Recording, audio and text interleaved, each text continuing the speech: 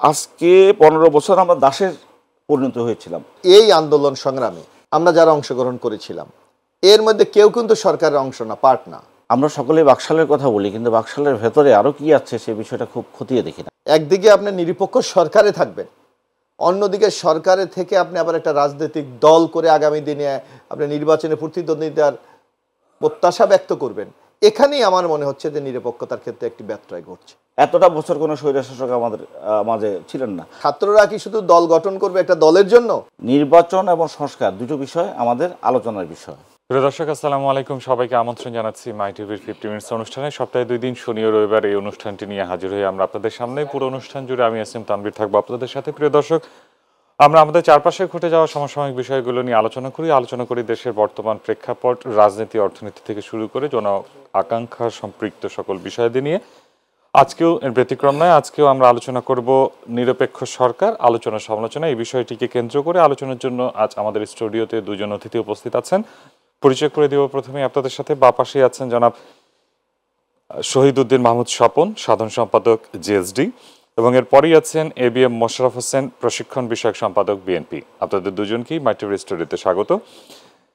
এরই মধ্যে আমরা বলেছি আজকে আমরা আলোচনা করতে চাই নিরপেক্ষ সরকার নিয়ে যে আলোচনা সমালোচনা সৃষ্টি হয়েছে সেটি নিয়ে। বিএনপি মহাসচিবের একটি বক্তব্যের পরেই আমরা দেখেছি যে উপদেষ্টা পরিষদ থেকে বিভিন্ন ধরনের ফেসবুকে স্ট্যাটাস দেওয়া হয়েছে এবং বিভিন্ন ধরনের আলোচনা সমালোচনা শুরু হয়েছে। এ নিয়ে আপনার কাছ থেকে শুনতে চাই জনাব ABM মোশাররফ হোসেন, আপনি এই বিষয়টাকে কিভাবে দেখছেন এবং এই আলোচনা সমালোচনার বিষয়টি আসলে কতটুকু প্রাসঙ্গিক? ধন্যবাদ আপনাকে, ধন্যবাদ আমার সহ-আলোচক শোভন ভাই সহ মাই টিভির দর্শক শ্রোতা সবাইকে আমি শুভেচ্ছা জানাচ্ছি। আসলে ডক্টর ইউনূসের নেতৃত্বাধীন এই ইন্টেরিয়াম যে গভর্নমেন্ট, এটা কিন্তু একটা নিরপেক্ষ সরকার। রাজনৈতিক দলগুলি এবং যারা আন্দোলন সংগ্রামে শেখ হাসিনার বিরুদ্ধে দীর্ঘ 15 বছর যারা আন্দোলন সংগ্রাম করেছে তাদের একটা সম্মিলিত সিদ্ধান্তের কারণে কিন্তু এই সরকারটি প্রতিষ্ঠিত হয়েছে। এবং আমরা মনে করি এই সরকারের কাছ থেকে আমরা রাজনৈতিক দল যারা আছে, বিশেষ করে রাজনৈতিক দল, কারণ তারাই তো আগামী দিনে রাষ্ট্র পরিচালনা করবে, আমরা তাদের কাছ থেকে একটা নিরপেক্ষ ভূমিকা প্রত্যাশা করি। কিন্তু বিএনপির কাছে এই জিনিসটা প্রতীয়মান হচ্ছে যে সরকার অনেক ক্ষেত্রে হয়তো তার যে নিরপেক্ষ ভূমিকা সেটা রাখার ক্ষেত্রে কিছুটা হলো ব্যত্যয় ঘটছে। যদি আপনি বলেন যে আপনারা কিভাবে এটা উপলব্ধি করলেন, উপলব্ধির জায়গাটা এখানে আপনি দেখবেন যে এই আন্দোলন সংগ্রামে আমরা যারা অংশগ্রহণ করেছিলাম এর মধ্যে কেউ কিন্তু সরকারের অংশ না, পার্ট না। অনলি বৈষম্য বিরোধী ছাত্র আন্দোলন, অর্থাৎ যাদের সর্বশেষ যাদের ভূমিকার কারণে শেখ হাসিনা পালাতে বাধ্য হয়েছে তাদের আন্দোলনটাকে আমরা স্মরণ করি এবং তাদেরকে স্বীকৃতি আমরা দেই। শুধু তাদের 3 জন প্রতিনিধি এই সরকারে আছে, ভালো কথা, এই ব্যাপারে কিন্তু কারো কোনো আপত্তি নেই এবং সবাই এটাকে সহযোগিতা এবং অত্যন্ত নির্মোহভাবে সবাই দেখছে। কিন্তু হঠাৎ আমরা লক্ষ্য করলাম যে তাদের কিছু অ্যাক্টিভিটিস যেটা ইউনূসের এই নিরপেক্ষ সরকারকে একটা প্রশ্নের সম্মুখে দাঁড় করাচ্ছে। কেন? তারা একটা রাজনৈতিক দল করতে চাচ্ছে। কোনো অসুবিধা নেই, আমাদের আপত্তি নেই, যে কোনো মানুষ রাজনৈতিক দল করার অধিকার রাখে। গণতান্ত্রিকভাবে যদি জনগণ তার পক্ষে থাকে তাহলে সে রাজনৈতিক দল করবে। কিন্তু প্রশ্নটা হলো অন্য জায়গায়। একদিকে আপনি নিরপেক্ষ সরকারে থাকবেন, অন্যদিকে সরকারে থেকে আপনি আবার একটা রাজনৈতিক দল করে আগামী দিনে আপনি নির্বাচনে প্রতিদ্বন্দ্বিতার প্রত্যাশা ব্যক্ত করবেন। এখানেই আমার মনে হচ্ছে যে নিরপেক্ষতার ক্ষেত্রে একটি ব্যত্যয় ঘটছে।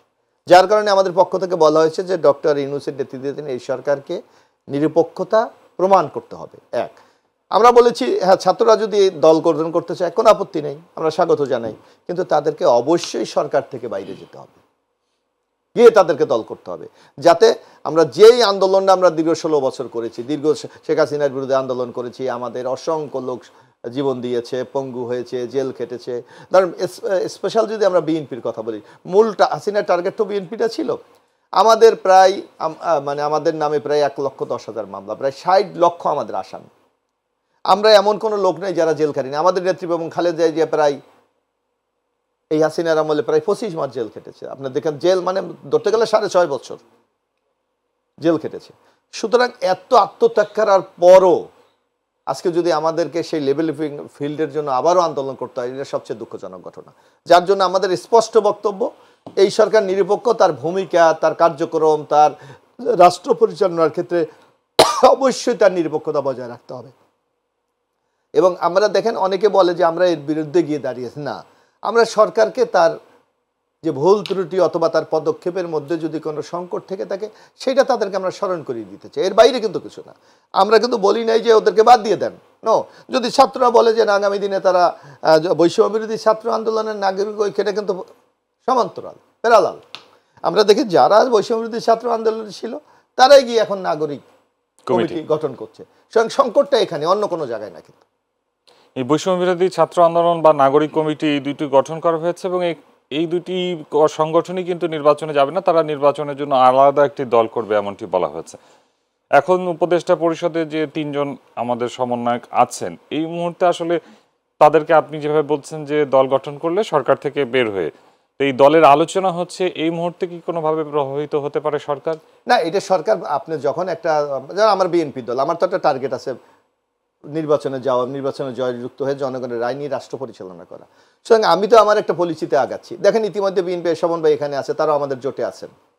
ইতিমধ্যে এই বিএনপির নেতৃত্বাধীন যে জোট, ইতিমধ্যে তারা আগামী দিনে রাষ্ট্র মেরামতের জন্য 31 দফা একটা কর্মসূচি দিয়েছে। সুতরাং আমরা তো চেষ্টা করব 31 দফা জনগণের সামনে উপস্থাপন করে জনসমর্থন আদায় করার জন্য, যাতে আগামী দিনের রাষ্ট্রীয় ক্ষমতার দায়িত্ব আমরা পাই। কিন্তু সেখানে এর জন্য তো যা করা দরকার আমরা তাই করছি। সুতরাং ছাত্ররা কি শুধু দল গঠন করবে একটা দলের জন্য, না তাদেরও নিশ্চয়ই কোনো টার্গেট থাকবে? অবশ্যই টার্গেট থাকবে যে রাষ্ট্রীয় ক্ষমতা যাওয়ার জন্য। তো যেখানে যদি সরকার থাকে তাহলে সেখানে ডিসিশন মেকিং বলেন, সরকারকে প্রভাবিত বলেন, অথবা পাবলিকের কাছে যেই জিনিসটা জনগণের কাছে একটা মেসেজ যে আমরা কিন্তু গভর্নমেন্টে আছি, সুতরাং কি হবে এটা কিন্তু আমরা জানি, এটা জনগণকে মারাত্মকভাবে প্রভাবিত করবে বলে আমরা মনে করি। জি, ধন্যবাদ ফিরবো আপনার কাছে জনাব শহীদউদ্দিন মাহমুদ স্বপন। আসলে সরকারের নিরপেক্ষতা নিয়ে এখন যে প্রশ্নটি উঠেছে, কিংবা বিএনপি মহাসচিব যে প্রশ্নটি করেছেন, আসলে আপনার কাছে কি মনে হয় নিরপেক্ষতার স্বার্থে আঘাত হতে পারে এরকম? ধন্যবাদ আপনাকে, মোশাররফ ভাই, চমৎকার আলোচনা করেছেন, আপনাকেও ধন্যবাদ। আমি আজকের এই প্রাসঙ্গিক আলোচনা যাওয়ার আগে আজকের দিবসটির বিষয়ে একটু শেয়ার করতে চাই। সেটি হচ্ছে আজকে 25 জানুয়ারি। আমরা জানি 1975 সালের এই দিনে স্বাধীন বাংলাদেশের প্রথম যেই স্বৈর শাসনকে প্রাতিষ্ঠানিক রূপ দেওয়ার যে উদ্যোগটি নেওয়া হয়েছিল সেগুলো বাকশাল গঠন করা হয়েছিল। আজকের এই দিনে 1 ঘন্টার আলোচনার মধ্য দিয়ে বাকশাল নামক একটি একদলীয় শাসন ব্যবস্থার প্রবর্তন করা হয়েছিল, যেটির মধ্য দিয়ে বাংলাদেশের স্বাধিকার এবং স্বাধীনতা আন্দোলন এবং মুক্তিযুদ্ধের যে চেতনা এবং আকাঙ্ক্ষা সেটিকে ধূলিসাৎ করে দেওয়া হয়েছিল।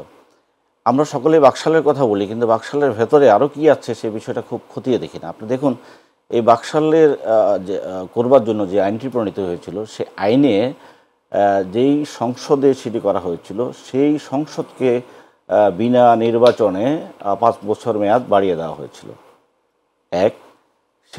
সেই বিলে প্রধানমন্ত্রী থেকে বঙ্গবন্ধু শেখ মুজিবুর রহমানকে রাষ্ট্রপতি বানানো হয়েছিল। উনি সকালবেলা ছিলেন প্রধানমন্ত্রী এবং বিকেলবেলা রাতের বেলা হলেন উনি রাষ্ট্রপতি, এবং রাষ্ট্রপতি হয়ে সেই বিলে উনি স্বাক্ষর করলেন এবং উনি আজীবন রাষ্ট্রপতি থাকবেন।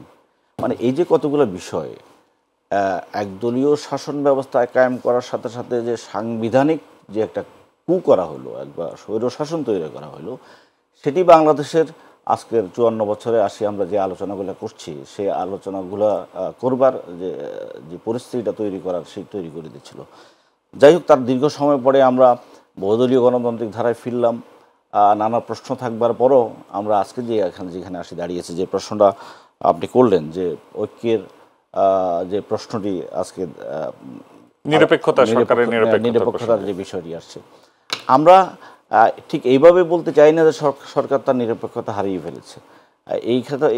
এই কথাটি বলবার সাথে সাথে আমার সরকারের প্রতি যে আমার যে সমর্থন এবং আন্দোলনের বৈষম্যবিরোধী ছাত্র আন্দোলনের মধ্য দিয়ে পুরো জাতির যে ঐক্যবদ্ধ তার যে জায়গাটা আছে তৈরি হয়েছে, সেটি কিছুটা তো ক্ষতিগ্রস্ত হয়েছে আমরা দেখছি। কিন্তু এই বক্তব্য দেওয়ার মধ্য দিয়ে সেটি আরও বিস্তৃতি লাভ করুক সেটা আমরা চাইব না, অথবা এখনই বলতে চাই না। যেটি বলতে চাইব সেটি হচ্ছে যে আজকে যে আলোচনাগুলো, পারস্পরিক আলোচনাগুলো আসছে, এটি খুব নিঃসন্দেহে এটি বলা যাবে যে সরকারের থেকে রাজনৈতিক দল গঠন করবার প্রক্রিয়া সমর্থনযোগ্য নয়। আমরা অতীতেও দেখেছি কিংস পার্টি নামক নানা প্রক্রিয়া আমাদের এখানে দল গঠন হয়েছে, কেউ সফল হয়েছে, কেউ ব্যর্থ হয়েছে, কিন্তু এটি অনৈতিক এবং অন্যায় একটি কাজ। সেই ক্ষেত্রে সরকারের যারা উপদেষ্টা মণ্ডলীর সদস্য আছেন, এখনও আমি মনে করছি না তারা রাজনৈতিক দল গঠন প্রক্রিয়ার সাথে প্রত্যক্ষ বা অফিসিয়ালি জড়িত। যারা জড়িত আছেন তারা বৈষম্যবিরোধী ছাত্র আন্দোলন করেছেন এবং সেই তাদের একটা উদ্যোগ আছে। তিনজন উপদেষ্টা যারা আছেন তারা সরকারেই আছেন, তারা কিন্তু এই নাগরিক কমিটি অথবা বৈষম্যবিরোধী ছাত্র আন্দোলনের সাথে অফিসিয়ালি তারা সম্পর্কিত নয়। কিন্তু যেহেতু তারা এই আন্দোলনের নেতৃত্ব দিয়েছেন, তাদের বক্তব্যটি সেটাকে অনেকটা রিপ্রেজেন্ট করে। সেই প্রশ্নে আজকে বিএনপির পক্ষ থেকে বা অন্যান্য রাজনৈতিক দলের পক্ষ থেকে যে আলোচনাগুলো আসছে বা বৈষম্যবিরোধী ছাত্র আন্দোলনের পক্ষ থেকে যে কথাগুলো আসছে, সেগুলোর মধ্য দিয়ে মোটা দাগে আমি একটু শঙ্কিত বা আমার একটু হতাশার জায়গা আছে এরকম, যে বৃহত্তর জাতীয় ঐক্যতা গড়ে তুললাম আমরা এবং দেওয়ালে দেওয়ালে যে ছাত্রদের যে লেখাগুলো আমরা লিখেছি এবং একটি নতুন রাষ্ট্র বিনির্মাণ করবার জন্য, নতুন পথে চলবার জন্য আমাদের যে জায়গাটা তৈরি হয়েছিল, সেই জায়গাটা ক্ষতিগ্রস্ত হওয়ার প্রত্যাশা তো কেউ করতে পারি না আমরা। সেই জায়গায় যদি আমরা না যেতে চাই, তাহলে আমাদের সকলেরই সেই প্রশ্নে অত্যন্ত যত্নশীল হওয়ার বিষয় আছে। আমরা আমাদের ভিন্নতা, আমাদের বক্তব্যের ভিন্নতা থাকবে, কিন্তু সেটি বিভাজনের জায়গা যেন তৈরি না হয় এবং যার যার জায়গায় সেই সতর্কতার জায়গাটা তার অবলম্বন করা উচিত। উপদেষ্টা মণ্ডলীর পক্ষ থেকে ইভেন সরকারে যারা থাকবেন, তাদের সহনশীলতা বা সংবেদনশীলতার মাত্রাটা কিন্তু রাজনৈতিক দল যারা ক্ষমতার বাইরে অথবা রাজনৈতিক দল তার রাজনৈতিক কর্মকাণ্ড পরিচালনা করছে তার থেকে অনেক বেশি থাকবার কথা। আমরা যারা এই সরকারকে সমর্থন করেছি, বাট আমরা যারা মাঠে কাজ করছি, আমাদের রাজনৈতিক লক্ষ্য আছে, আমাদের বিভিন্ন দলের বিভিন্ন রকমের ইকুয়েশনের বিষয় আছে, সেই প্রশ্নে আমরা নানা আলোচনা, আমরা মতামত দিতে পারি। কিন্তু সরকার প্রত্যেকটা বিষয়ে প্রতিক্রিয়া দেখাতে হবে, প্রত্যেকটা বিষয়ে কথা বলতে হবে, সেটা আমি ঠিক প্রত্যাশিত মনে করছি না। এতে করে যেটি হচ্ছে সেটি হচ্ছে যে আমাদের যে দূরত্ব বাড়ার যে, আমি যদি দূরত্ব বাড়ানোর উদ্যোগ নিই, সেই দূরত্ব বাড়ানোর ক্ষেত্রে সরকারের সায় দেওয়া উচিত না। কারণ সরকারের পক্ষ থেকে উপদেষ্টা মণ্ডলী বলছেন, যারা আলোচনাটা এনেছেন তারাও বলছেন যে জাতীয় ঐক্য কোনো বিকল্প নেই, ঐক্যবদ্ধভাবে আমাদেরকে এই পথ এগিয়ে যেতে হবে। বিএনপির পক্ষ থেকে কিন্তু বারবার সেটিই বলা হচ্ছে, এই সরকার ব্যর্থ হতে দেওয়া যাবে না এবং ঐক্যের কোনো বিকল্প নাই। সুতরাং এই ঐক্য ধরে রাখবার জন্য, সমঝোতা তৈরি করবার জন্য আমি মনে করি প্রধান রাজনৈতিক দল, জনসম্পৃক্ত রাজনৈতিক দল, জাতীয়তাবাদী দল, যারা মোশাররফ ভাই ইতিমধ্যে বলেছে গত 15 বছরে আমরা একসাথে লড়াই সংগ্রাম করেছি এবং এই লড়াই সংগ্রামের ইতিহাস 54 বছরের ভিতরে সবচেয়ে কঠিন এবং দীর্ঘ ইতিহাস ছিল। এতটা বছর কোনো স্বৈরশাসক আমাদের মাঝে ছিলেন না। আপনাদের এরশাদ বিরোধী আন্দোলনে 40 থেকে 45 জন মানুষ মারা গেছে, আর এই জুলাই গণ অভ্যুত্থানে 36 দিনে 1,500 মানুষ মারা গেছে। 100 বছরের ইতিহাসে এত অল্প সময়ের ভেতরে এই জাতীয় হত্যাকাণ্ড কখনো ঘটে নাই। এবং একই সাথে রাষ্ট্র, এই রাজনৈতিক দল আওয়ামী লীগ এবং তার দল এবং সমস্ত বাহিনীকে এক বিন্দুতে একত্রিত করে এবং তার যে রাজনৈতিক ঘরানা ছিল 14 দল সহ সকলে মিলে সিদ্ধান্ত নিয়ে এই গণহত্যাটা সংগঠিত করেছে। সেই প্রশ্নে আজকে এরকম ভয়াবহ ঘটনার পরে আমরা রাজনৈতিক দলসমূহ অথবা সরকারে যারা আছেন, তারা কি আমরা ভুলতে বসছি জুলাইয়ের এই সময়টার কথা, এই নৃশংসতার কথা, এই কঠিন সংগ্রামের কথা, যেই আবু সাইদ বুক চিতিয়ে দিয়ে আমাদেরকে এই নিঃশ্বাস নেওয়ার সুযোগটা করে দিয়েছে। আমি এইটাকে এইভাবে চিহ্নিত করতে চাই, আজকে 15 বছর আমরা দাসের পরিণত হয়েছিলাম, আমরা নাগরিক ছিলাম না, আজকে নিজকে নাগরিক মনে করছি, আজকে কথা বলতে পারছি, কথা বলার সুযোগ পেয়েছি। আমি মনে করছি যে আপেক্ষিকভাবে এটি আমার বিশাল একটি পাওয়া। আমার অনেক বড় পাওয়ার লক্ষ্য নির্ধারণ করা আছে, কিন্তু এই পাওয়াটাকে আমি এনজয় করতে চাই। এখান থেকে শুরু হবে এই যাওয়াটাকে আমি সুখকর জায়গায় রাখতে চাই। এই জায়গাকে এনজয় যদি করতে পারি আমি, তাহলে আমি আগামীর যে পরিকল্পনা, আগামী সুন্দর বাংলাদেশ মানুষের জন্য কাজ করবার যেই ক্ষেত্র তৈরি করবার দরকার, যে রাজনৈতিক ব্যবস্থাপনা তৈরি করার দরকার, যে রাষ্ট্র ব্যবস্থাপনা কথা আমরা ভাবছি, সেই প্রশ্নটি পথে আমরা সকলে ঐক্যবদ্ধ এগিয়ে যেতে পারবো। আর আমরা যদি ভুলে যাই, জুলাই স্মৃতি যদি আমাদেরকে তাড়িত না করে, আমাদেরকে যদি আমাদের রক্তক্ষরণ যদি কন্টিনিউয়াসলি এটা যদি না থাকে, তাহলে আমাদের তো হতাশার জায়গা আছে। সেই জন্য বলছি, জাতিক সমঝোতা তৈরি করবার পথটার দিকেই আমাদের যেতে হবে। আমরা সমঝোতা ছাড়া ভিন্ন পথে যদি আমরা হাঁটতে চাই, বা যেই ভিন্ন পথ যদি তৈরি করবার জন্য আমাদের ভেতরে কেউ যদি কাজও করে, আমরা জানি যে ফ্যাসিস্ট স্বৈরাচার আজকে দারুণভাবে এই জাতীয় জায়গাগুলোতে কাজ করবার বিভিন্ন জায়গা সুযোগ তৈরি হচ্ছে আস্তে আস্তে, এবং তারা যেই পরিমাণ টাকা বাংলাদেশ থেকে তারা লুট করে নিয়েছে, টাকার তো একটা প্রভাব আছে মারাত্মকভাবে, এই টাকার ইনভেস্ট এখানে হচ্ছে। সুতরাং এই সমস্ত এবং উপ আঞ্চলিক বা প্রতিবেশী রাষ্ট্রের যেসব ষড়যন্ত্র চক্রান্তের বিষয়, সব কিছু মিলিয়ে একটা কঠিন অবস্থার মধ্যে দিয়ে আছে। এই কঠিন অবস্থার ভেতরে এই জাতিকে যদি রক্ষা করতে হয় এবং আগামীর পথ চলাটাকে সুগম করতে হয়, তাহলে জাতীয় ঐক্যের কোনো বিকল্প নেই, ধন্যবাদ রাখতেই হবে। জি, ধন্যবাদ আপনাকে জনাব মোশাররফ। আসলে আমরা আপনাদের মহাসচিবের যে বক্তব্য, সেখান থেকে আসলে আমরা দেখেছি উপদেষ্টা থেকে, পরিষদ থেকে বিভিন্ন ধরনের স্ট্যাটাস দেওয়া হয়েছে, এগুলো নিয়ে বিভিন্ন ধরনের কথা বলা হচ্ছে। নিরপেক্ষতার বিষয়টি কি আপনারা শুধু এই ছাত্রদের দল গঠনকে কেন্দ্র করে বলছেন, নাকি আসলে আরো অন্যান্য বিষয়ে আপনারা কোনো কিছু আজ করতে পেরেছেন, কিংবা অনুমান করছেন, কিংবা ধারণা করছেন যে এরকম কোনো বিষয় আছে? এটা একটা হলো কি, দেখেন আজকে এই যে বৈষম্যবিরোধী ছাত্র আন্দোলনকে আমরা একটা প্রেশার গ্রুপ হিসেবে চিন্তা করি, যে তাদের একটা আকাঙ্ক্ষা আছে, সেই আকাঙ্ক্ষা বাস্তবায়নের জন্য সরকারের উপর তারা চাপ প্রয়োগ করে থাকে এবং সরকারও সেটা বাস্তবায়ন করার চেষ্টা করে। কিন্তু সেই চেষ্টাটা যদি একটা শক্তির পক্ষে যায়, সেখানে জনমতে একটা প্রতিফলন করতে পারে, এটাই তো স্বাভাবিক। এক, আবার দেখবেন একটা রাজনৈতিক দল যে কোনো বক্তব্য দিতেই পারে, এটা স্বাভাবিক, কারণ আমার একটা আইডিওলজি আছে, শমন ভাইয়ের একটা আইডিওলজি আছে, আপনি গণমাধ্যম হিসেবে আপনারও তো একটা ইন্টারেস্ট আছে গণমাধ্যমকে কেন্দ্র করে। সুতরাং উচিত ছিল, আমরা যেটা মনে করি, যদি মহাসচিবের এই বক্তব্য যদি মনে করে যে সরকারের কাছে স্পষ্ট না, মানে সরকার বলতে আসিফ মাহমুদ সরকারের লোক, সে বিএনপির কাছে ব্যাখ্যা চাইতে পারতো যে আপনাদের এই আকাঙ্ক্ষার বা এই যে আশঙ্কার কারণটা কি, ব্যাখ্যা করে। সেইটা না করে উনি কি বলেছে আপনি দেখবেন যে আরেকটা 1-11 পদধ্বনি আমরা শুনতে পাই। এটা আমরা দেখেছি নাহিদ ইসলাম, এবং তিনি বলেছেন যে আসলে বিএনপির কথার টোন অনেকটা আওয়ামী লীগের মতো, তারা আওয়ামী লীগের সাথে এখন মিলে আপনি যাচ্ছে। দেখেন এখানে সমন ভাই আছে, অনেক মানে দীর্ঘ আন্দোলন সময় 1-11 হয়েছিল একটা কনস্পিরেসি, দেশি এবং বিদেশি ষড়যন্ত্রকারীরা একটা বিরাজনীতিকরণ বাংলাদেশ তৈরি করার জন্য এই ষড়যন্ত্র করেছিল। আর এই 5ই আগস্ট কি হয়েছিল, সেই রাজনীতিকে ফিরিয়ে আনার জন্য, গণমানুষের অধিকারকে ফিরিয়ে আনার জন্য, গণতন্ত্রকে ফিরিয়ে আনার জন্য একটা আন্দোলন, একটি সফলতা। তা আপনি এই দুটার মধ্যে যদি এক করতে যান, একটা হলো বিরাজনীতিকরণ, রাজনীতিকে নির্বাসনে পাঠানো, আর একটা হলো রাজনীতিকে তার স্বপদে ফিরিয়ে আনা, তাহলে এই যে পরস্পর বিরোধী বক্তব্য, এটা তো উপদেষ্টা মণ্ডলীর যে আসিফ মাহমুদ, উনি কি এটা চিন্তা করেছে একবার যে আমি কেমন বক্তব্যটা আমি দিচ্ছি? বরং আপনি দেখেন সেই 111 গভর্নমেন্ট রাজনৈতিক দলের উপর কি নির্যাতন করেছিলেন। 2 নেত্রীকে গ্রেফতার করেছিলেন, মাইনাস করতেছিলেন, রাজনৈতিক দলদের নামে মিথ্যা বানোয়াট দুর্নীতির অভিযোগ এনে তাদের বিচার করে তা ক্যাঙ্গারু করে সাজা দিয়েছিলেন। আর এই গভর্নমেন্টের এই এখন যে এটা আমরা কি এই ধরনের কোনো পরিস্থিতি আপনি দেখতে পারেন? বরং আমরা যে জিনিসটা চাই, যে স্বৈরাচার শেখ হাসিনা যে 15 বছর জাতির উপর যে অন্যায় নির্যাতন করেছে, তার বিরুদ্ধে ব্যবস্থা গ্রহণ করুন।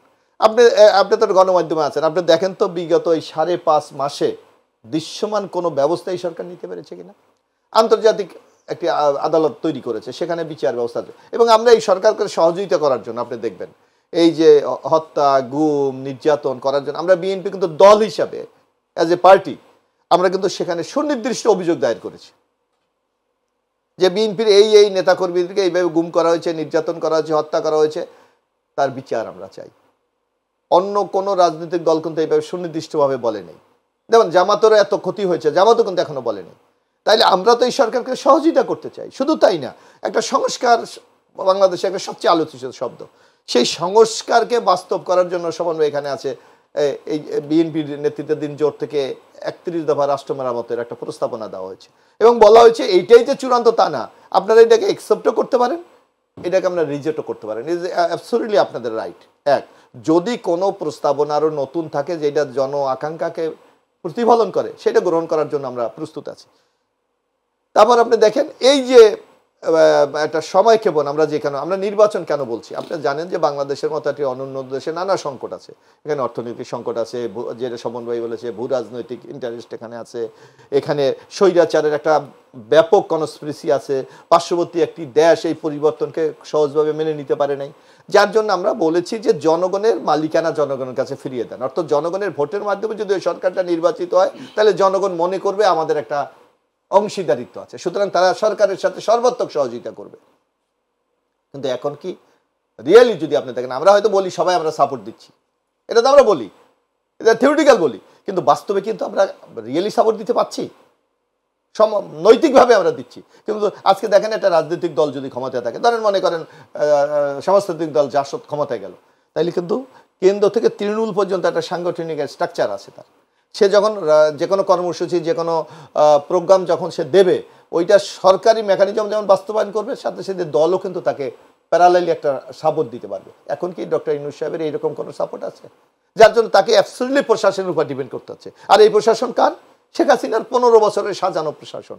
এদের কাছ থেকে রাতারাতি আপনি পজিটিভ কিছু আউটপুট পাবেন, এটা ভাবার কোনো কারণ নাই। বরং আপনি এদেরকে, এখন হলো একটা পরিবর্তন হয়ে গেছে, পরিবর্তনের একটা কাঙ্ক্ষিত ফলাফল এই প্রশাসন এখন দিতে চাচ্ছে।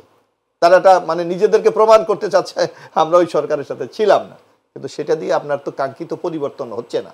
যার কারণে আমরা চাই একটা দ্রুত একটা নির্বাচন, যে নির্বাচনের মাধ্যমে, হ্যাঁ ভাই, তাও আমরা বলছি কি সংস্কারের যেটা প্রয়োজনীয় সংস্কার কি, একটা নির্বাচন করতে হলে আপনি নির্বাচন কমিশন সংস্কার লাগবে, আপনাকে আমাদের প্রশাসনকে ঢেলে সাজাতে হবে, নির্বাচনের সাথে সম্পৃক্ত এগুলো তো বেশি বিষয় না।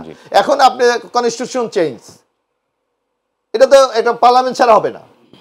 হ্যাঁ, যদি আপনি মনে করেন যে আগামী নির্বাচনটা করার জন্য কনস্টিটিউশনে আমার এই অ্যামেন্ডমেন্ট দরকার, দ্রুত আপনি অর্ডিন্যান্স দিয়ে যে কোনো সময় করতে পারবেন, কারণ আমাদের রাষ্ট্রপতি আছে, করে বাস্তবায়ন করবেন। রাজনৈতিক দলগুলি এখন, যেমন আপনি মনে করেন একবার আমরা শুনেছিলাম আওয়ামী লীগ অমুক দিন রাস্তায় নামবে, মনে আছে আপনার? সকল রাজনৈতিক দল কিন্তু রাজপথে এসে কিন্তু রাজপথে তাদেরকে প্রতিহত করেছে। আবার মাঝে দেখলেন যে একটা আমাদের প্রতিবেশী রাষ্ট্রের একটা ব্যাপক প্রোপাগান্ডা বাংলাদেশের বিরুদ্ধে, সকল রাজনৈতিক দলগুলো কিন্তু ডক্টর ইউনূসের নেতৃত্বে গিয়ে বলেছে আমরা আপনার পাশে আছি। তো সুতরাং এই ধরনের যদি কোনো সংস্কার ইমিডিয়েটলি আপনি দরকার, যেটা রাষ্ট্রের আগামী নির্বাচনকে অবাধ সুস্থ নিরপেক্ষ করার জন্য, আপনি সেটা অর্ডিন্যান্সের মাধ্যমে করতে পারেন। জাতীয় ঐক্যে আসলে আমাদের উপদেষ্টা বলেছেন আসিফ মাহমুদ, উনি তার পোস্টে বলেছেন বাংলাদেশের রাজনীতিতে ইতিবাচক প্রতিযোগিতা প্রতিদ্বন্দ্বিতা থাকবে, জনগণের কল্যাণে কে কত অগ্রগামী এই চেষ্টা বা ডিবেট থাকবে, তবে রাজনৈতিক সংস্কৃতিতে ফ্যাসিবাদী শক্তি ছাড়া কারোর সঙ্গে কোনো শত্রুতা থাকবে না, সবাই ঐক্যমত থাকবে। এখন রাজনৈতিক শক্তি না, আমি একটা বলি, এখন আপনাকে একটু আমি শুধু বলি, রাজনৈতিক শক্তি, নাগরিক শক্তি কি বাংলাদেশে কোনো ঘোষিত কোনো রাজনৈতিক দল তারা ডিক্লেয়ার করেছে আমি পলিটিক্যাল পার্টি? তাহলে হয় এই যে আপনারা মিডিয়াতে হেডলাইনে আছে কেন, যে কোনো ডিসিশন তারা ইন্টারফেয়ার করছে কেন? তারা কি রাজনৈতিক শক্তি? এখানে আমরা একটা শক্তি বলি বৈষম্যবিরোধী ছাত্র আন্দোলন, যেটা স্বীকৃত, কিন্তু তারা তো স্বীকৃত না। তারা প্রকাশ্যে ঘোষণা দেখ যে আমরা পলিটিক্যাল পার্টি, আমাদের কোনো আপত্তি নাই। জি, ধন্যবাদ। আবারও ফিরবো আলোচনা, একটা বিরতির সময় আছে। প্রিয় দর্শক, অনুষ্ঠানের পর্যায়ে একটা বিরতি নিচ্ছে, আমাদের সঙ্গেই থাকুন।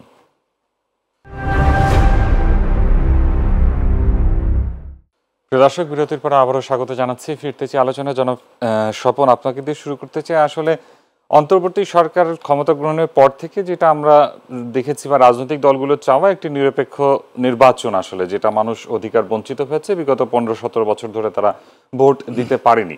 এখন এই নতুন করে রাজনৈতিক দল গঠন এবং বিএনপির সাথে রাজনৈতিক বাকবিতণ্ডায় জড়ানো, আসলে এই বিষয়গুলো এই নিরপেক্ষ সরকারের জন্য নিরপেক্ষতার প্রশ্নে নতুন করে কোনো আসলে আশঙ্কা তৈরি করে কিনা?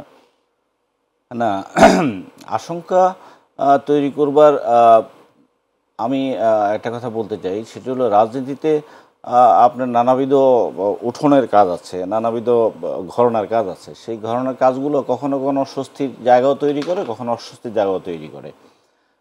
প্রথমত হচ্ছে যে বৈষম্যবিরোধী ছাত্র আন্দোলনের মধ্য দিয়ে যে জন আকাঙ্ক্ষাটা আমাদের সামনে আসলো, পুরো জাতির সামনে আসলো, সেটি হলো রাষ্ট্রের যে যন্ত্রপাতি এগুলো বিকল হয়ে গেছে, সেগুলোকে মেরামত করতে হবে। এবং সেই মেরামত করবার মধ্য দিয়ে আমরা নতুন রাজনৈতিক শক্তিকে প্রতিষ্ঠিত করতে চাই সেই মেরামতের উপরে, যারা নতুন কল কবজার উপরে ভিত্তি করে রাষ্ট্রটি চালাবে। এই প্রশ্নে নির্বাচন এবং সংস্কার দুটো বিষয় আমাদের আলোচনার বিষয়। সেখানে কোথাও কোথাও আলোচনাটা এমন হয়ে যাচ্ছে যার জন্য বিতর্কটা সামনে বেশি হচ্ছে। সেটি হচ্ছে যে দ্রুত একটা নির্বাচন চাই, যেমন সবাই বলেন দ্রুত একটা নির্বাচন চাই। আবার বলা হচ্ছে যে সংস্কার পরে নির্বাচন চাই। মানে সংস্কার এবং নির্বাচন মনে হচ্ছে একটির প্রতিযোগী, বিপরীত মেরুতে অবস্থান করছে। আলোচনাটা অনেক সময় এরকম হয়ে যাচ্ছে, যদিও বিভিন্ন পক্ষে বলা হচ্ছে যে নির্বাচন সম্পর্কিত সংস্কারগুলো সম্পূর্ণ করেই নির্বাচনে যাওয়া হোক।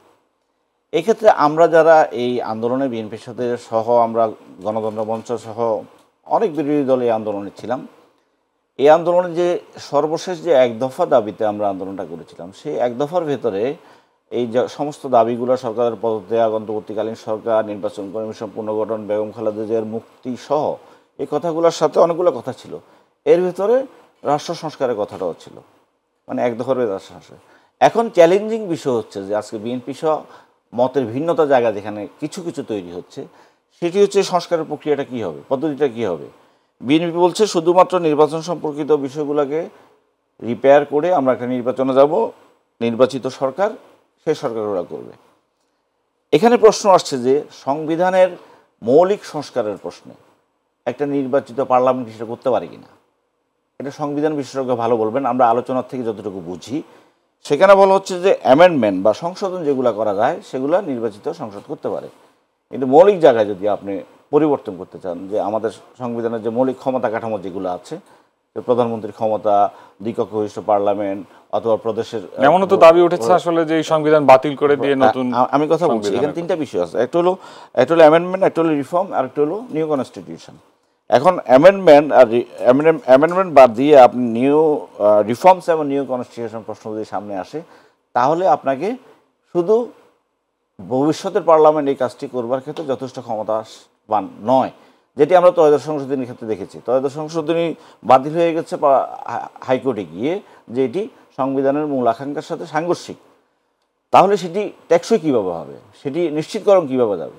সেই জন্য আমরা বলতে চাই যে রিফর্মস করার ক্ষেত্রে বিএনপি সহ অনেকগুলো বিষয়ের সাথে কিন্তু আমরা একমত, সমস্ত জাতীয় একমত, এবং যেই জায়গাগুলোতে আমরা একমত সেগুলোতেই আমরা রিফর্মসটা করব। সেই রিফর্মসটা করার পদ্ধতিটা কী হবে, এটা হলো মূল চ্যালেঞ্জ। এই পদ্ধতির ক্ষেত্রে বিএনপি বলতে চায় যে আগামী পার্লামেন্ট করবে। আমরা এর সাথে সংযুক্ত করতে চাই, সমঝোতা তৈরি করতে চাই যে শুধু পার্লামেন্ট করতে গেলে ঝুঁকি আছে, এটি টেকসই হবে না, এবং এরপরে পার্লামেন্টে একটু বাতিল করে দেওয়ার সম্ভাবনা থাকবে, অথবা হাইকোর্ট বলবে যে এটি তার কনস্টিটিউশনের মূল স্পিরিটের সাথে সাংঘর্ষিক। সেই জন্য আমরা বলতে চাই এই যেই বিষয়গুলোর সাথে আমরা ঐক্যমত্য পোষণ করব, যেগুলো সংবিধান সম্পর্কিত, অন্যান্যগুলো না, অন্যান্যগুলো অধ্যাদেশের মধ্যে হয়ে যেতে পারে। সংবিধানের মৌলিক জায়গায় যেসব পরিবর্তনের ব্যাপারে আমরা একমত হব, আবার বলছি একমত হব, সকলে মিলে কমন মিনিমাম একমত যেগুলোতে হব, সেগুলোকে আমরা গণভোটে নিয়ে যেতে পারি একই সাথে এই নির্বাচনের সাথে, যে নির্বাচনটি হবে। তাহলে এই বৃহত্তর যে ম্যান্ডেটটা, জনগোষ্ঠীর ম্যান্ডেটটা আমরা পেয়ে যাব, এটি আর কখনো চ্যালেঞ্জের মুখোমুখি হবে না। এই জায়গাটায় আজকে বিএনপির অবস্থান বা আমাদের অবস্থান এগুলো ভিন্নতা না, কিন্তু বুঝবার বিষয়, সমঝোতা করবার বিষয়, আলাপ আলোচনার বিষয়। এটি আগামী নির্বাচনে যারা বিজয়ী হওয়ার সম্ভাবনা থাকবে, যারা, যেমন বিএনপি একটা বড় রাজনৈতিক দল, তারা মনে করে যে তারা নির্বাচিত হবে, এই জন্য তাদের শঙ্কিত হওয়ার কোনো কিছু নেই, কারণ তারা যেগুলোতে একমত সেগুলো সাংবিধানিকভাবে কীভাবে বিরাটভাবে বৈধতা দেওয়া যায় সেই আলোচনাটা আমরা সামনে আনতে চাই। আমরা কিন্তু এটিকে পিছিয়ে রাখতে চাই না। এখন প্রশ্ন হলো সময়ের বিষয়, সময় কতটা লাগবে, কত সময়, দ্রুত সময় বলতে কি বোঝাচ্ছি? 5 মাস চলে গেছে, বিএনপি একটা নির্দিষ্ট সময়ের কথা বলেছে নির্বাচনের জন্য। এখন দেখুন 15.5 বছর আমরা ভোটবিহীন অবস্থায় ছিলাম, আমাদের মৌলিক ভোটাধিকার, ভোট দেওয়ার অধিকার নিশ্চিত করা যায়নি, আমরা ক্ষমতা হস্তান্তরের স্বাভাবিক যে প্রক্রিয়া সেটিকে নিশ্চিত করতে পারিনি। সেটি নিশ্চিত করা একটা প্রধান কাজ, কোনো সন্দেহ নেই যে ভোটের মধ্য দিয়ে রাষ্ট্রের সাথে জনগণের চুক্তিনামা তৈরি করা একটা প্রধান কাজ, এটা করতেই হবে, কারণ এটাই প্রথম স্তর গণতান্ত্রিক প্রক্রিয়ায় ফিরতে হলে।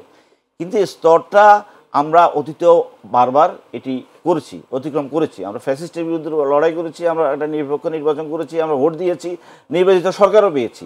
কিন্তু দেখা যাচ্ছে যে গণতন্ত্রের যে প্রাতিষ্ঠানিকতা সেটি আমাদের নিশ্চিত হয়নি বলেই 111 সরকারের পৃষ্ঠপোষকতায় যে আওয়ামী লীগ আছে 15.5 বছর আমাদের উপরে যে দানবীয় শাসন চাপিয়ে দিলেন, এই দানবীয় শাসনের বিরুদ্ধে কিন্তু আমরা জনগণ আমরা এক ধরনের অন্ধকার কূপের ভিতরে চলে গেলাম।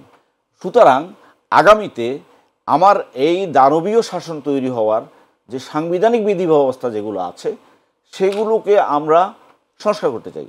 আমরা মনে করতে চাই আগামীতে যারাই ক্ষমতা আসবেন সকলেরই প্রত্যাশা তারা জনগণের সেবা দিবে। বিএনপি অনেকগুলো পজিটিভ কথা বলছে, তারা যেমন এই সংস্কারের কথা বলছে, তারা জাতীয় সরকারের কথা বলছে, ঐক্যমত্যের ভিত্তিতে দেশ পরিচালনা করতে হবে।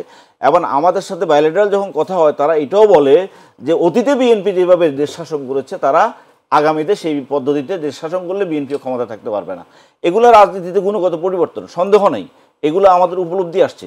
কিন্তু এই উপলব্ধি জায়গাটাই যথেষ্ট নয়, এর গ্যারান্টি ক্লজটা, এর বৈধতার জায়গাটা নিশ্চিত করবার জন্য আমরা এই জন্য বলতে চাই সংস্কার ছাড়া নির্বাচন, সংস্কারের জন্য নির্বাচন দরকার, নির্বাচনের জন্য সংস্কার দরকার, মানে দুটোর সাথে একসাথে মিলিয়ে সেই ক্ষেত্রে ঐক্যমত্য তৈরি করাটা গুরুত্বপূর্ণ কাজ। কাউকে ক্ষমতার বাইরে রাখা, ষড়যন্ত্র করা, চক্রান্ত করা, অথবা যে সমস্ত বিষয়গুলো আমাদের সামনে নিয়ে আসার চেষ্টা করা হচ্ছে, আমরা মনে করছি যে এগুলোর মধ্য দিয়ে আমাদের যে কাঙ্ক্ষিত রাষ্ট্রযন্ত্রের মেরামত বা সংস্কার সেটা কিন্তু কিছুটা পিছিয়ে যাচ্ছে।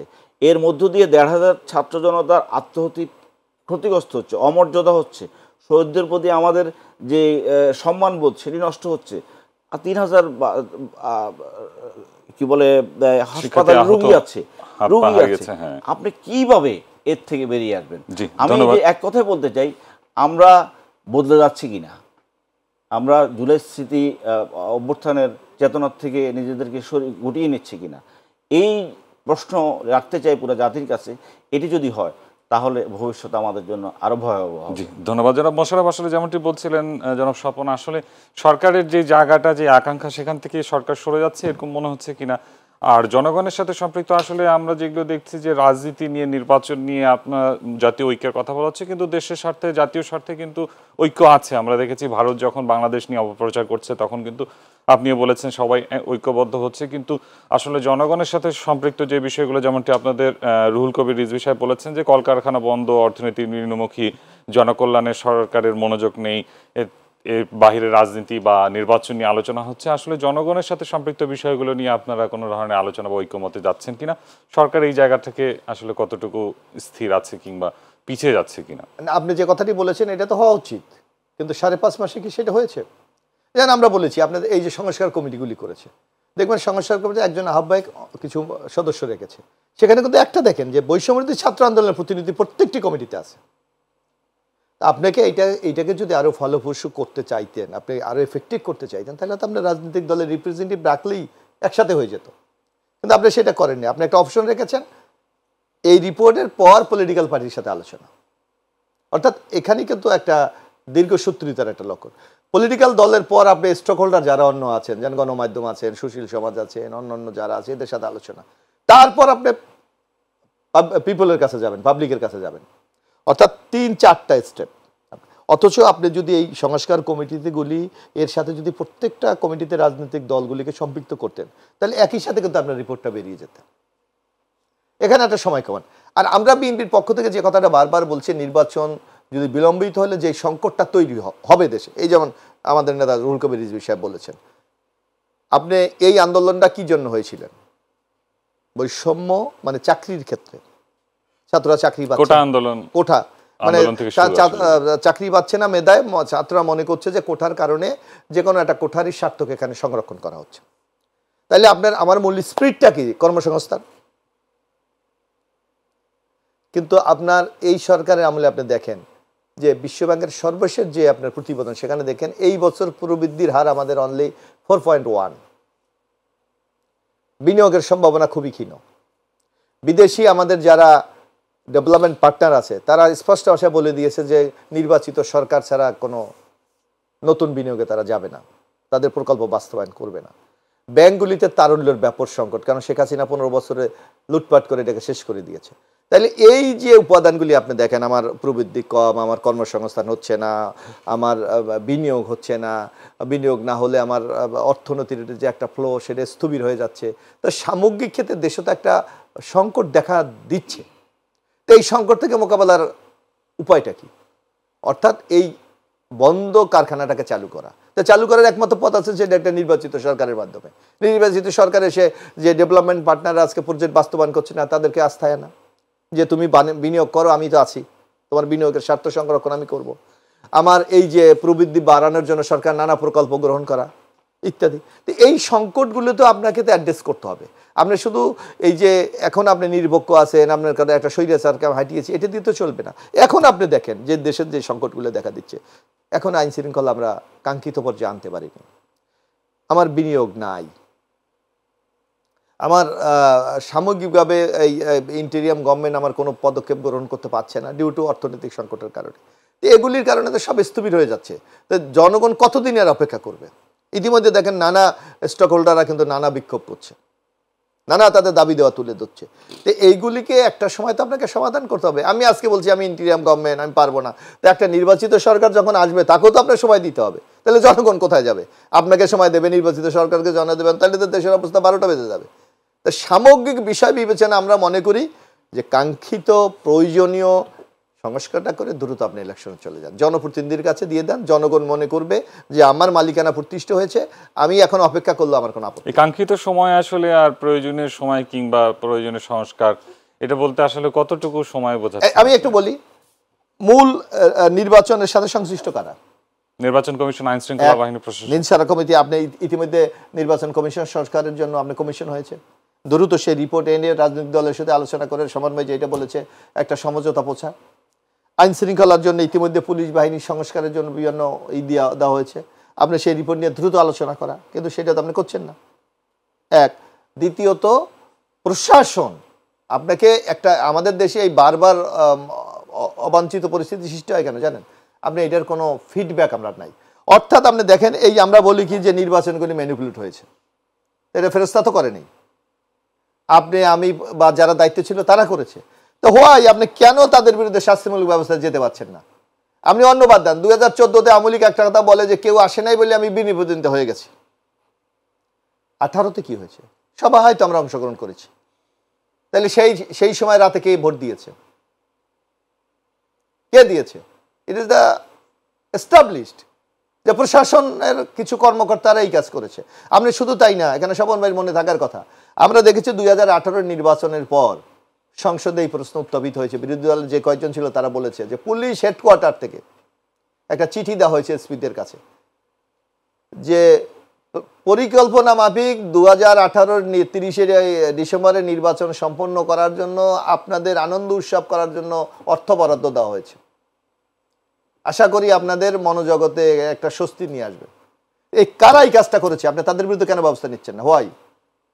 সেই এসপিডিসিরা কি দেশ থেকে চলে গেছে? সেই ওনডিসিরা কি চলে গেছে?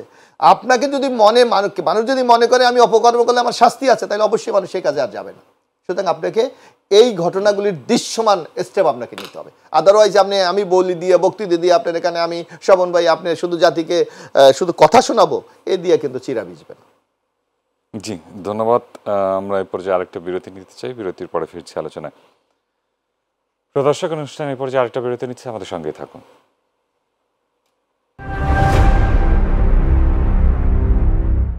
প্রিয় দর্শক, আমরা স্বাগত জানাচ্ছি মাই টিভি 50 মিনিটস অনুষ্ঠানে। ফিরতেছি আলোচনা। জনাব মোহাম্মদ স্বপন, আপনাকে দিয়ে আবারও শুরু করি।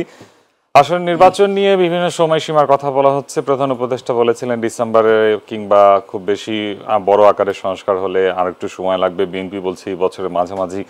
এখন কিন্তু নির্বাচন কমিশন, সংস্কার কমিশনের প্রতিবেদন, নির্বাচন কমিশন গঠন থেকে শুরু করে সব মিলে কিন্তু এখনো রাজনৈতিক দলগুলোর সাথে বসা হয়নি অন্তর্বর্তী সরকারের। আসলে এই পর্যায়ে যেতে গেলে শুধু আমরা নির্বাচন সংস্কারকেই যদি প্রাধান্য দেই, তাহলে কি এই সময়ের মধ্যে নির্বাচন করা সম্ভব? সরকার কি সে পথে আছে? হ্যাঁ, না, সরকার তো তার নির্বাচন সম্পর্কিত এক ধরনের একটা রোড ম্যাপের কথা বলেছে। হ্যাঁ, সেটা আমরা সকলে জানি। গতকাল প্রফেসর ইউনূস সাহেব সেটিকে আবার রিপিট করেছেন, উনি কীভাবে নির্বাচনটা চান। সেখানে উনি তো পরিষ্কার বলেছেন যে রাজনৈতিক জনগণের উপর নির্ভর করবে কতটুকু সংস্কার হলে কি নির্বাচন হবে। তো এই ক্ষেত্রে আমরা কতগুলো কমিশন করেছি। এই কমিশনগুলো করবার উদ্দেশ্য তো আছে নিশ্চয়, নাহলে তো কমিশনগুলো করবার কোনো দরকার ছিল না। সেই ক্ষেত্রে আপনার সংবিধান সংস্কার কমিশনের একটা গুরুত্বপূর্ণ দিক, এবং আমি মনে করি যে মূল জায়গা আছে সেটি। নির্বাচন করবার জন্য, দ্রুততার সাথে করবার জন্য যে সব বিষয়গুলো আলোচিত হয়েছে সে আমি রিপিট না করি, সেগুলো তো খুব যৌক্তিক। নির্বাচন কমিশন, জনপ্রশাসন, পুলিশ থেকে শুরু করে এই জায়গাগুলোতে ইমিডিয়েট আমাদের করতেই হবে। তো সেটি করবার পরেও যেহেতু এই কমিশনগুলো হয়েছে, সেই কমিশনগুলো কি শুধু একটা রিপোর্ট তৈরি করে পরবর্তী সরকারের কাছে রেখে যাবে, নাকি তার কোনো প্রায়োগিক দিক থাকবে? এটা একটা গুরুত্বপূর্ণ আলোচনা। এখন এই রিপোর্টের ভিত্তিতে মোশাররফ ভাই যেটা বললেন যে কমিশনের ভেতরে অংশীজন শুধু বৈষম্যবিরোধী ছাত্র আন্দোলনের প্রতিনিধি ছিল, অন্যরা কেউ ছিল না। এটি যখন করা হয়েছে কমিশন, আমরা কিন্তু আপত্তি করিনি। আমরা মনে করেছি বৈষম্যবিরোধী ছাত্র আন্দোলন এই আন্দোলনের পুরোভাগে ছিল, এবং তাদের আত্মহতি, তাদের ত্যাগ, তিতিকা, রক্ত সব মিলিয়ে তাদের প্রতিনিধিত্ব থাকবার বিষয়টাকে আমরা নেগেটিভলি দেখিনি। এবং আলোচনাটা তখনই বলা হয়েছিল যে এটি একটি রিপোর্ট তৈরি করবার পরে অংশীজনদের সাথে কথা হবে, এবং সেই অপেক্ষায় আমরা আছি যে এই মাসের ভিতরে হয়তো সেই আলোচনাগুলো হবে। সেই আলোচনাগুলো হওয়ার মধ্য দিয়ে আমি বারবার এই কথাটা বলতে চাই যে আমাদের ঐক্যমত্য তৈরি করবার জায়গাটা হলো প্রধান। আমরা যারা যে কথাই বলি না কেন, সেই ঐক্যমত্য তৈরি করতে পারলেই আমরা কতটুকু সংস্কার করতে পারবো, কতটুকু সরকার প্রত্যাশা করছি, তার একটা মীমাংসা হয়ে যাবে। একটা কথা সত্যি যে সরকার, যে মোশাররফ ভাই যে কথাটা বললেন, সরকারের দুর্বল প্রশাসনিক দক্ষতার জায়গাটা প্রশ্ন তো আছেই নানা বিষয়ে। আমরা বহুদিন দেখেছি যে একটি অন্তর্বর্তীকালীন সরকার 15 বছরের একটি ফ্যাসিবাদী শাসক ক্ষমতা থাকবার পরে এবং তার যে প্রশাসন থেকে শুরু করি তার যে ব্যবস্থাপনা, সেটাকে পাল্টিয়ে দিয়ে একটি স্বতন্ত্র বৈশিষ্ট্যপূর্ণ একটি প্রশাসন তৈরি করবার ক্ষেত্রে দক্ষতা পরিচয় দিতে পারে নাই।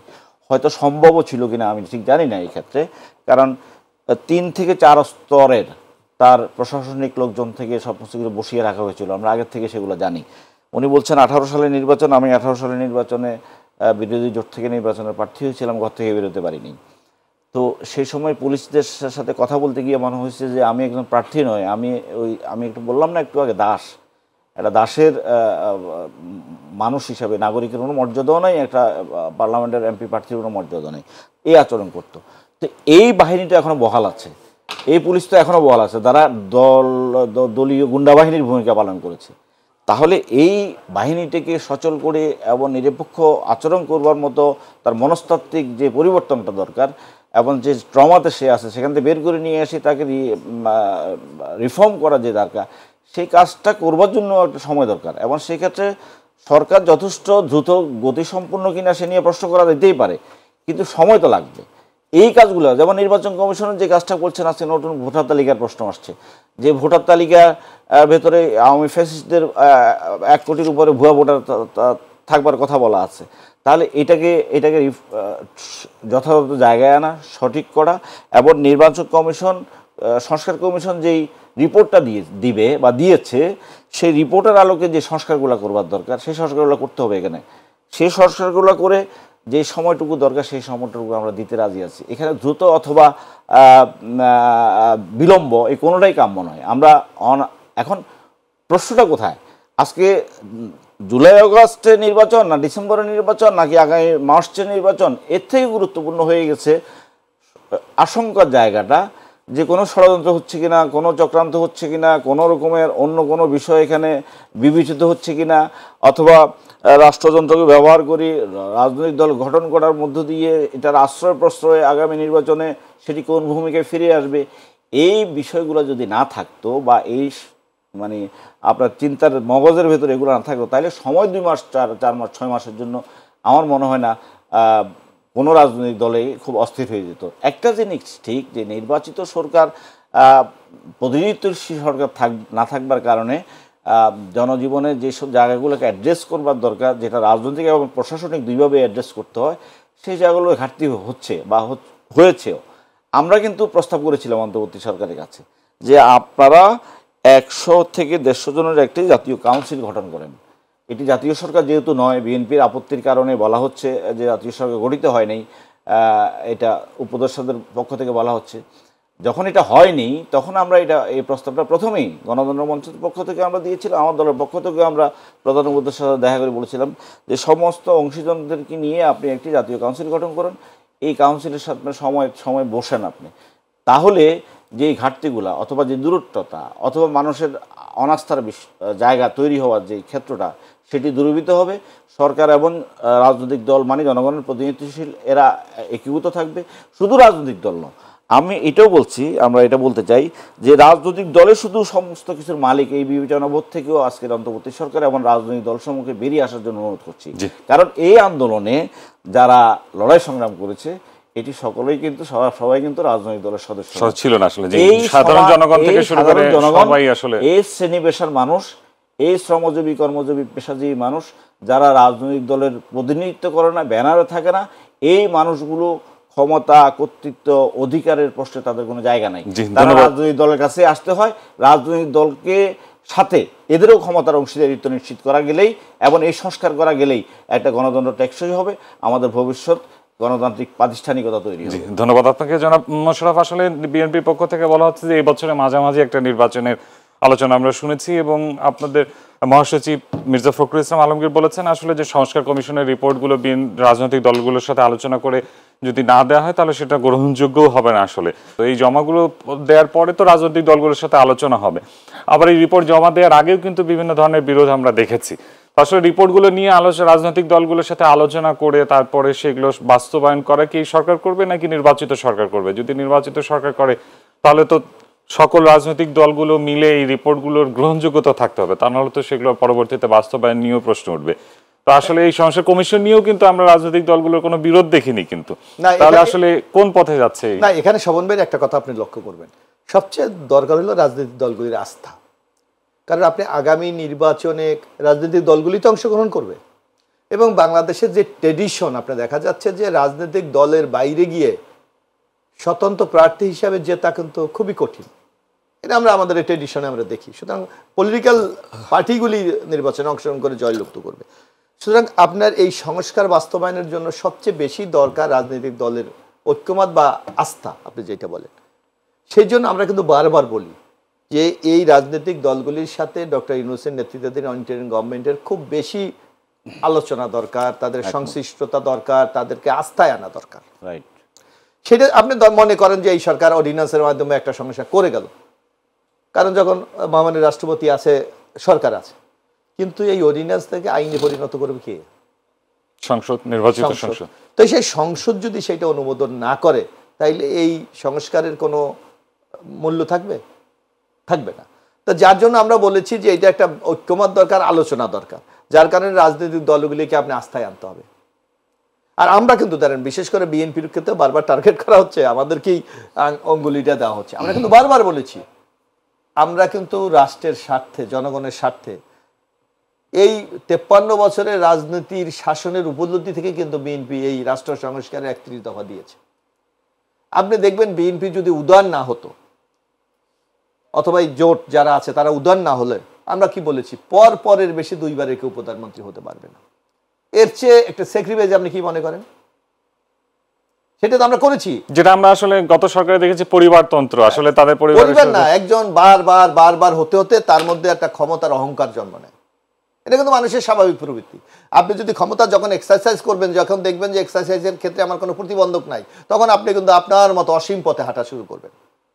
যার জন্য আমরা কিন্তু একটা ব্যারিকেড দিয়ে দিচ্ছি, বলছে 2 এর বেশি হতে পারবে।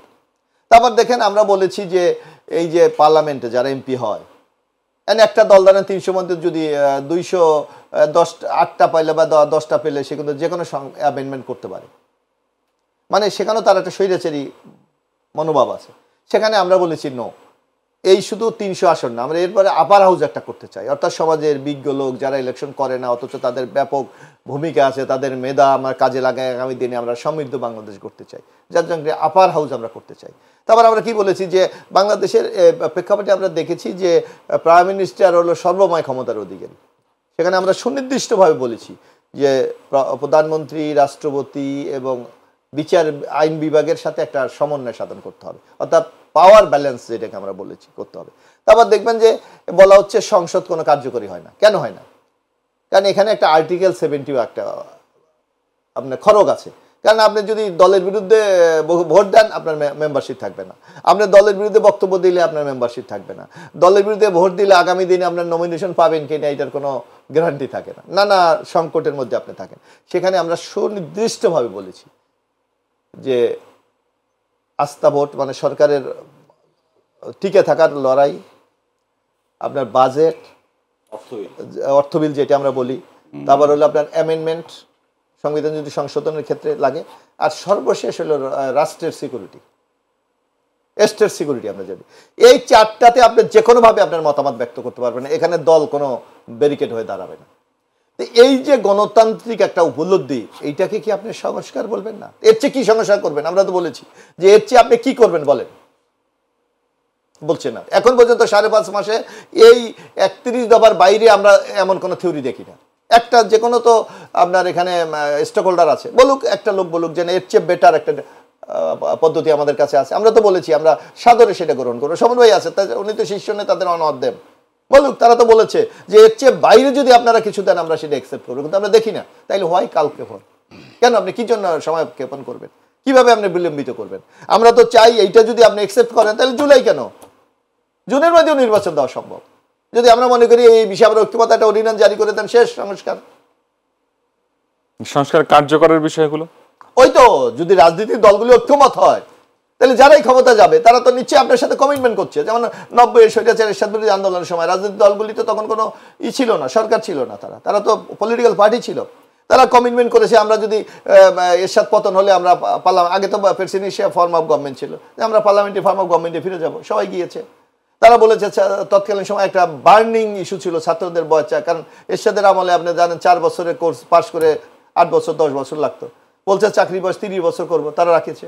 বলেছে কৃষকদের যে ঋণে জর্জরিত কৃষি ঋণ মাফ করে দেবো, সেটা করেছে। অন্যান্য পদক্ষেপগুলিও সেদিন তারা কার্যকরী করে নেয়। সুতরাং এটা তো জেন্টলম্যান এগ্রিমেন্ট। জি, ধন্যবাদ আপনাদেরকে। আমরা অনুষ্ঠানে একবারে শেষ পর্যায়ে দুজনকে অসংখ্য ধন্যবাদ আমাদের স্টুডিওতে উপস্থিত হওয়ার জন্য। দর্শক, আলোচনা করছিলাম নিরপেক্ষ সরকার, আসলে মূলত নিরপেক্ষ নির্বাচন। আমরা আশা করি অন্তর্বর্তী সরকার সংস্কার হোক, সংস্কারের মাধ্যমে একটি নিরপেক্ষ নির্বাচন করে একটি রাজনৈতিক দল উপহার দিক জনগণকে, এই প্রত্যাশা সবার। এতক্ষণ আমাদের সঙ্গে থাকার ধন্যবাদ। শুভরাত্রি।